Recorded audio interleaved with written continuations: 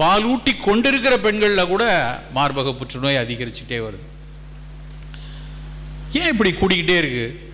சர்க்கரை கூடுது, இரத்த கொதிப்பு இருக்குது, புற்றுநோய் கூடுதுன்னா மிக மிக முக்கியமான காரணம் உணவில் நம்முடைய கவனம் மிகப்பெரிய அளவில் குறைந்து விட்டது.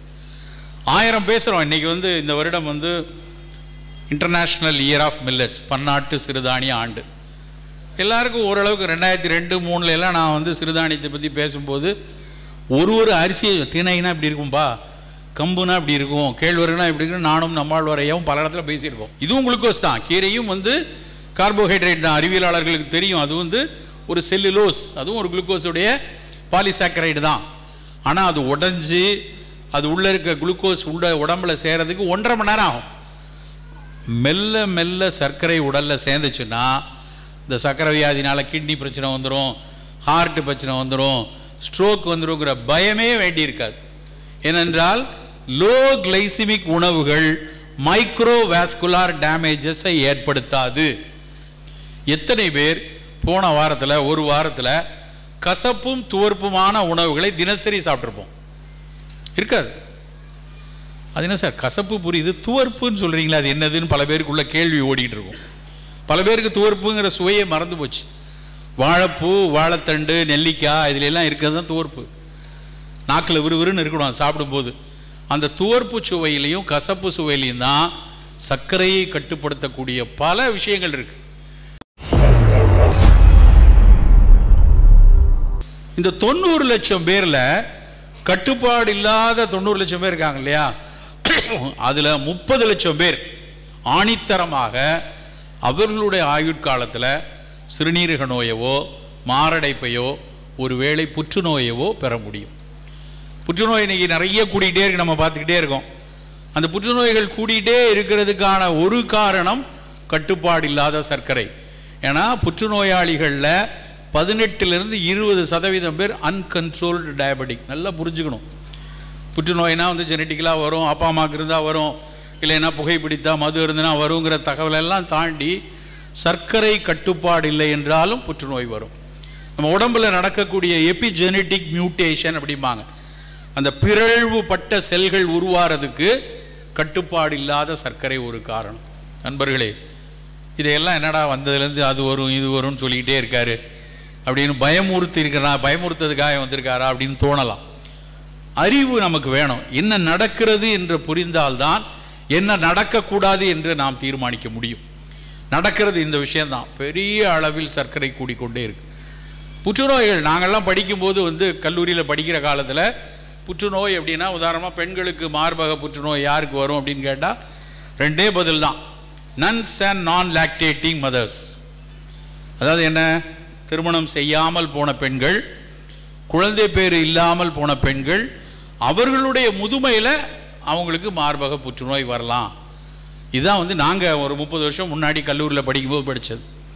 இன்றைக்கி போய் நேஷ்னல் கேன்சர் ரெஜிஸ்ட்ரியில் போய் பாருங்கள், மிக அதிக அளவில் கூட்டிகிட்டு வர்ற புற்றுநோய்களில் பெண்களுக்கான மார்பக புற்றுநோய் முக்கியமானது. யாருக்கு வருது அப்படின்னு பார்த்தா 30 to 35 வயதில் இருக்க பல பெண்கள் இதில் சிக்கியிருக்காங்க. பாலூட்டி கொண்டிருக்கிற பெண்களில் கூட மார்பக புற்றுநோய் அதிகரிச்சுட்டே வருது. ஏன் இப்படி கூடிக்கிட்டே இருக்கு? சர்க்கரை கூடுது, இரத்த கொதிப்பு இருக்குது, புற்றுநோய் கூடுதுன்னா மிக மிக முக்கியமான காரணம் உணவில் நம்முடைய கவனம் மிகப்பெரிய அளவில் குறைந்து விட்டது. 1000 பேசுகிறோம். இன்றைக்கி இந்த வருடம் இன்டர்நேஷ்னல் இயர் ஆஃப் மில்லட்ஸ், பன்னாட்டு சிறுதானிய ஆண்டு. எல்லாருக்கும் ஓரளவுக்கு 2002-2003 நான் சிறுதானியத்தை பற்றி பேசும்போது ஒரு அரிசியை திணைனா இப்படி இருக்கும்பா, கம்புனா இப்படி இருக்கும், கேழ்வரகுனா இப்படி இருக்கும், நானும் நம்மாழ்வாரையும் பல இடத்துல பேசியிருக்கோம். ஆனால் இன்றைக்கி நிச்சயமாக எனக்கு சொல்ல முடியும், இங்கே ஒரு 500 பேர் இருக்கீங்கன்னா உறுதியாக உங்களுக்கு சிறுதானியங்களை முதல்ல தெரியும். அது ஒரு பேசுபொருளாவது இன்றைக்கி ஆயிருக்கு. ஆனால் எத்தனை பேர் இந்த கூட்டத்தில் நான் கேட்குறேன், வாரத்தில் குறைந்தபட்சம் 3 அல்லது 4 நாட்கள் சிறுதானியம் பயன்படுத்துவோன்னு சொல்லுங்கள். ரொம்ப யோசிச்சு ஒரு 10% பீப்புள் இருக்காங்க. Very good. ஏன்னா பயன்பாடு ரொம்ப ரொம்ப குறைவு. எப்படி பயன்பாடு ரொம்ப குறைவுன்னு தெரியும்னா, எவ்வளோ விற்கிதுன்னு டேட்டா இருக்கு எங்கள்கிட்ட. ஒரு மாதத்துக்கு எத்தனை விற்கிறது, எவ்வளோ உற்பத்தி செய்யப்படுகிறதுன்னு வச்சு பார்த்தோன்னா பழையபடி கதை பேசுகிறோம். அப்படியே ஃபோட்டோ எடுத்து யூடியூப்பில் ஏற்றி சிலாகிச்சு பார்த்து, ஆமாம் சிவராமன் நல்லா பேசினாருப்பா, தினையரிசியை பிரமாதமாக பேசினார், வரகை பற்றி எவ்வளோ சொன்னார் தெரியுமா அப்படின்னு சொல்லிவிட்டு அப்புறம் போய் நம்ம வீட்டில் வந்து பாசுமதி அரிசியில் ஏதாவது பிரியாணி செஞ்சு தருவோமா, இல்லைன்னா வந்து நல்ல வெள்ளை வெள்ளையர் இட்லி, மல்லிகைப்பூ மாதிரி இட்லி வேணுமான்னு சொல்கிறவங்க தான் பெரும்பாலான பேர் இருக்காங்க. மாற வேண்டும் நண்பர்களே, நம் மாறித்தான் ஆக வேண்டும். அதாவது முன்னாடி வந்து அது சாய்ஸ், சிறுதானியம் எடுக்கிறது ஒரு தேர்வு, தேவைப்பட்டால் எடுத்துக்கலாம். ஆனால் இன்றைக்கி அப்படி இல்லை, இட்ஸ் மேண்டேட், அவசியம், மாறித்தான் ஆகணும். எதுக்கு சிறுதானியம் வேணும்? சிறுதானியத்தில் ஒரு 3 முக்கியமான விஷயம் இருக்குது. ரொம்ப நிறைய இருக்கிறதெல்லாம் விட்டுருவோம். இனிப்பு தேசத்திற்கான 3 விஷயங்கள் அதில் இருக்குது. முதல் விஷயம் என்னென்னா, பெருவாரியான சிறுதானியங்கள் லோ கிளைசிமிக். லோ கிளைசிமிக்னா என்ன அப்படின்னா, சர்க்கரை நம்ம சாப்பிட்ற உணவுல எல்லாம் சர்க்கரை சத்து இருக்குது, அது படு வேகமாக ரத்தத்துக்குள்ளே கலக்கக்கூடாது. இப்போ உருளைக்கிழங்கை நல்லா அவிச்சு ஒரு பாத்திரத்தில் போட்டு கொஞ்சம் அதுக்கு மேலே சாஸ் எல்லாம் போட்டு ஒரு ஸ்பூனில் சாப்பிட்டீங்கன்னு வச்சுக்கோங்களேன், 5 நிமிடத்தில் சாப்பிட்டீங்கன்னா 15 நிமிஷத்தில் அதில் இருக்கக்கூடிய 95% கார்போஹைட்ரேட்டும் குளுக்கோஸாக ரத்தத்தில் ஏறிடும். அதனால தான் டயபெட்டிக்கை உருளைக்கிழங்கு சாப்பிடாதீங்கன்னு சொல்கிறது.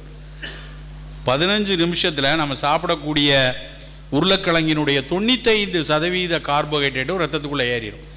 அதே அளவுக்கு ஒரு பொன்னாங்கண்ணி கீரை பொரியல், இல்லைன்னா முருங்கைக்கீரை பொரியல், பசலைக்கீரை கூட்டு, இல்லை சிறுகீரை, அரைக்கீரை, ஏதோ ஒரு கீரை அதே அளவுக்கு எடுத்து சாப்பிட்டீங்கன்னு வைங்க, 1.5 மணி நேரம் ஆகும். இதுவும் குளுக்கோஸ் தான், கீரையும் வந்து கார்போஹைட்ரேட் தான். அறிவியலாளர்களுக்கு தெரியும், அது வந்து ஒரு செல்லுலோஸ், அதுவும் ஒரு குளுக்கோஸுடைய பாலிசாக்கரைடு தான். ஆனால் அது உடஞ்சி அது உள்ளே இருக்க குளுக்கோஸ் உடம்புல சேரதுக்கு 1.5 மணி நேரம் ஆகும்.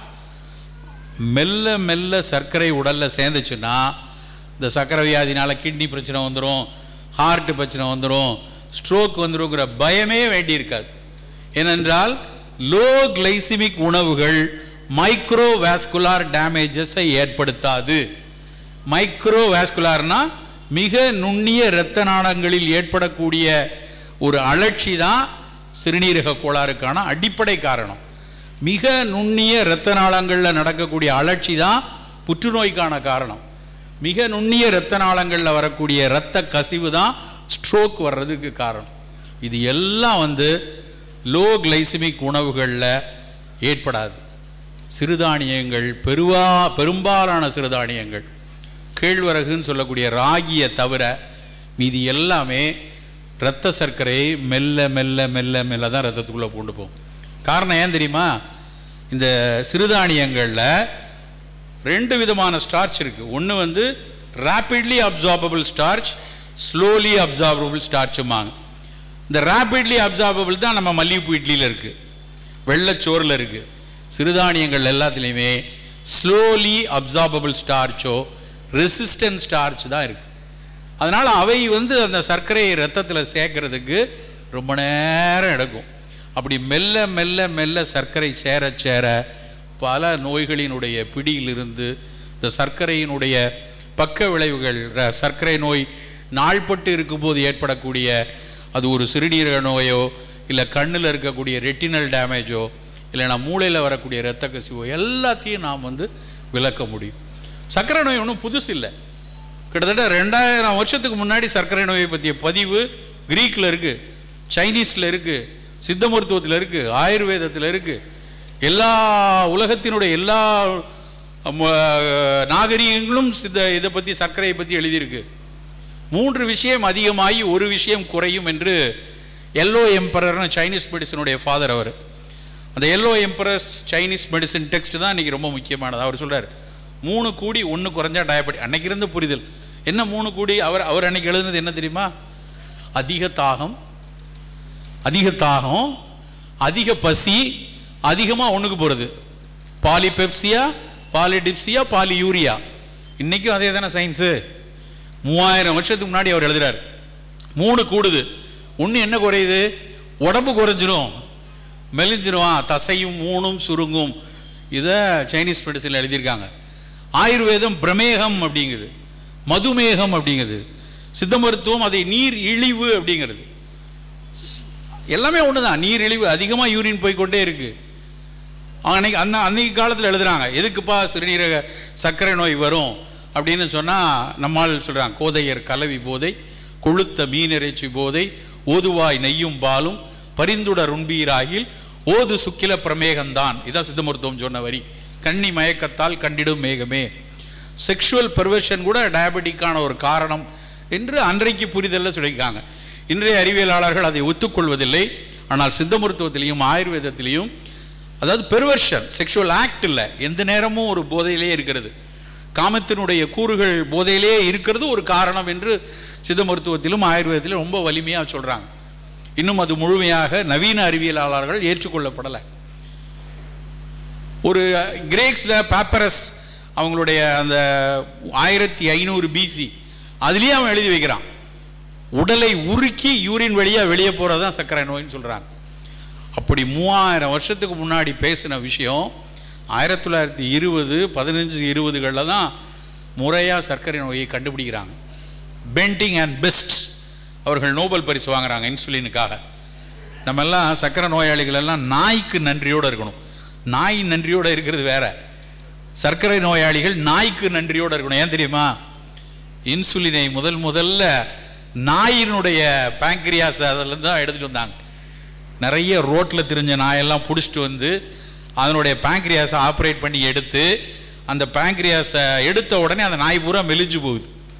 என்னடா, உடலுக்கு சாப்பாடெலாம் நல்லா தான் போடுறோம், ஆனால் பேங்க்ரியாஸை எடுத்த உடனே அந்த நாய் மெலியுது. இன்னொன்னே இதில் இருக்கக்கூடிய ஒரு சத்து தாண்டா உடலை தெம்மையாக வச்சுக்குது அப்படின்னு அன்னைக்கு அதுக்கு பேர் பேங்க்ரியாட்டின் அப்படின்னு கண்டுபிடிக்கிறான்.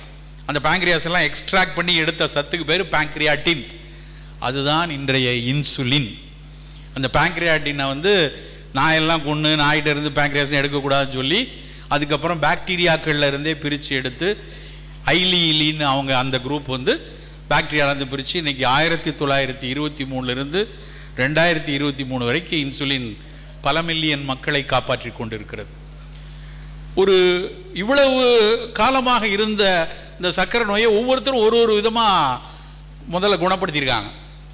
முதல்ல என்ன ஒரு அப்போ ஐரோப்பியாவில் இருந்த ஒருத்தர் வந்து என்ன பண்ணியிருக்காரு, இவன் தான் பூரா சத்தும் இவன் ஒன்றுக்கு வழியாகவே வெளியே போயிட்டு ஆள் மெலிஞ்சிட்டே போகிறானே, அப்போ இழந்த சத்தெல்லாம் கொடுப்போன்னு சொல்லி நிறைய சாப்பாடு கொடுக்குறாங்க.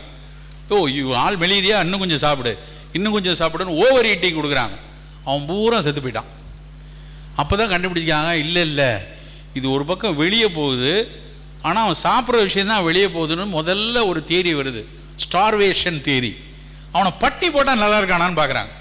பட்டி போட்டால் எல்லோரும் நல்லா இருக்கான் சர்க்கரை வியாதியில். இன்றைக்கி நம்ம பேசுகிறோம் இல்லையா, அளவாக சாப்பிடு, கரெக்டாக சாப்பிடுங்கிற தியரி முதல்ல ஸ்டார்வேஷன் டெக்னிக்கில் வருது. இன்னொரு ஃப்ரெஞ்சு டாக்டர் ஒருத்தர், அவர் எப்படி கண்டுபிடிக்கிறார் தெரியுமா, உடல் உழைப்பு வேணும் அப்படின்னு சொல்லி யாருக்கெல்லாம் சர்க்கரை வியாதி வருதோ அவன் கையும் காலையும் கட்டி குதிரையில் ஏற்றி அனுப்பிடுறாங்க. குதிரை பாட்டுக்கு 25-30 கிலோமீட்டர் ஓடுது, திடுன்னு ஓடுது. இறங்கினோடனே அவனுக்கு சர்க்கரை குறைவாக இருக்குது. ஸோ உடல் உழைப்பு சர்க்கரையை குறைக்கும் என்கிற புரிதல் அப்போது வருது. இப்படி காலகாலமாக கிடைத்த அறிவெல்லாம் சேர்ந்து தான் இன்றைக்கு சர்க்கரைக்கான ஒரு உணவு திட்டம் எப்படி இருக்கணும், சர்க்கரைக்கான உடல் உழைப்பு எப்படி இருக்கணுங்க வருது. நண்பர்களே, இனிமேல் இந்த இனிப்பு தேசத்தில் நாமும் ஒருவேளை சர்க்கரை நோயாளியாக இருக்கலாம், இல்லை நமக்கு வரக்கூடிய சசப்டபிள் இருக்கலாம். இதை வராமல் தடுப்பது எப்படி, வந்தால் எப்படி அதை காப்பது என்பதை கொஞ்சம் நேரம் பேசலாம். வராமல் தடுப்பது குழந்தை பருவத்திலிருந்தே ஆரம்பிக்கணும். உங்கள் வீட்டில் குட்டி குழந்தைகள் யாரெல்லாம் இருக்காங்களோ, சுகர்லாம் 25 வயசு 30 வயசுக்கு மேலே யோசிச்சா போதும். இப்போதைக்கு கண்ணு நீ 5 ஸ்டார் சாக்லேட் சாப்பிட்றா, நீ ஃபஸ்ட்டு மார்க் வாங்கினா உனக்கு மில்க் சாக்லேட் வாங்கி தரேன்னு தயவு செய்து மாற்றாதீங்க. சிறு குழந்தையாக இருக்கும்போதே குழந்தைகளை வந்து இனிப்பிலிருந்து இந்த நேரடி வெள்ளை சர்க்கரை இனிப்பிலிருந்து வெளியே கொண்டு வரணும். சின்ன பிள்ளையாக இருக்கும்போது இனிப்பு வேணும். அந்த இனிப்பு வெல்லத்தில் இருந்தோ கருப்பட்டியில் இருந்தோ தேனில் இருந்தோ இருக்கட்டும். 45 வயசு 50 வயசு ஆயிடுச்சு, சர்க்கரை வியாதி இருக்குன்னா எந்த இனிப்பும் வேண்டாம். 6 சுவையும் மிக முக்கியமானது நம்ம படிச்சிருக்கோம். இனிப்பு, கசப்பு, துவர்ப்பு, காரம், உப்பு, புளிப்புன்னு 6 சுவை இருக்குது. இந்த 6 சுவைக்கும் ஏதாவது ஒரு மருத்துவ குணம் இருக்குது. ஆனால் மிக மிக முக்கியமான மருத்துவ குணம் எதில் இருக்குன்னா கசப்புலையும் துவர்ப்புலையும் தான். யோசிச்சு பாருங்களேன், இங்கே இருக்கிற கூட்டத்தில் நம்ம இன்றைக்கி ஒரு செல்ஃப் ரெட்ராஸ்பெக்டிவாக யோசிச்சு பார்ப்போம். எத்தனை பேர் போன வாரத்தில் ஒரு வாரத்தில் கசப்பும் துவர்ப்புமான உணவுகளை தினசரி சாப்பிட்ருப்போம்? இருக்காது. அது என்ன சார் கசப்பு புரியுது, துவர்ப்புன்னு சொல்கிறீங்களா, அது என்னதுன்னு பல பேருக்குள்ள கேள்வி ஓடிக்கிட்டு இருக்கும். பல பேருக்கு துவர்ப்புங்கிற சுவையை மறந்து போச்சு. வாழைப்பூ, வாழைத்தண்டு, நெல்லிக்காய் இதுல எல்லாம் இருக்கிறது தான் துவர்ப்பு. நாக்கில் விறுவிறுன்னு இருக்கணும் சாப்பிடும்போது. அந்த துவர்ப்பு சுவையிலையும் கசப்பு சுவையிலையும் தான் சர்க்கரையை கட்டுப்படுத்தக்கூடிய பல விஷயங்கள் இருக்கு. ஏன் பாகக்காயை கொண்டாடுறோம்? அதனுடைய கசப்பு சுவை. ஒரு விஷயம் தெரியுமா, நம்ம எல்லாம் இது காய்ச்சலுக்கு பயன்படுத்துகிற நிலவேம்பு குடிநீர் சர்க்கரைக்கும் மிகச்சிறப்பானது. நிலவேம்பு ஈரல் நோய்களுக்கும் சர்க்கரை நோய்க்கும் பயன்படுதுன்னு பல ஆய்வுகள் சொல்லியிருக்கு. காரணம் அதில் இருக்கக்கூடிய அதீத கசப்பு. சித்த மருத்துவத்தில், ஆயுர்வேதத்தில் பஞ்சதிக்தம் அப்படிப்பாங்க. பஞ்சதிக்த கிருதம்னு ஆயுர்வேதத்தில் சொல்லுவான். நாங்கள் 5 விதமான கசப்புகளை பயன்படுத்துவோம். அது என்னன்னா, கருவேப்பிலையில் இந்த கருவேப்பிலை, வேப்பிலை, நிலவேம்பு, சர்க்கரை வேம்பு, சிவனார் வேம்பு, 5 கசப்பும் சர்க்கரையை கட்டுப்படுத்தக்கூடியது. பல ஆய்வுகள் சொல்லியிருக்கு. அப்போ நம்ம உணவில் தினசரி ஏதாவது கசப்பு சுவை உள்ள உணவு இருக்கணும். சர்க்கரை கட்டுப்படணும்னு நினச்சா தினம் ஏதோ ஒரு கசப்பு. சார் தினம் பாவக்காய் சாப்பிட முடியுமா? வேண்டாம். ஒரு நாள் வெந்தயப்பொடி சாப்பிடுங்க, ஒரு நாள் கருவேப்பிலை துவையல் அரைச்சிக்கோங்க, ஒரு நாள் சுண்டைக்காய் வற்றல் எடுத்துக்கொள்ளுங்க, ஒரு நாள் சுண்டைக்காய் குழம்பு எடுத்துக்கோங்க. கண்டிப்பாக அந்த கசப்பு அன்றைய தேதியில் ஒரு சர்க்கரையை கட்டுப்படுத்துவதற்கு உதவி செய்யும்.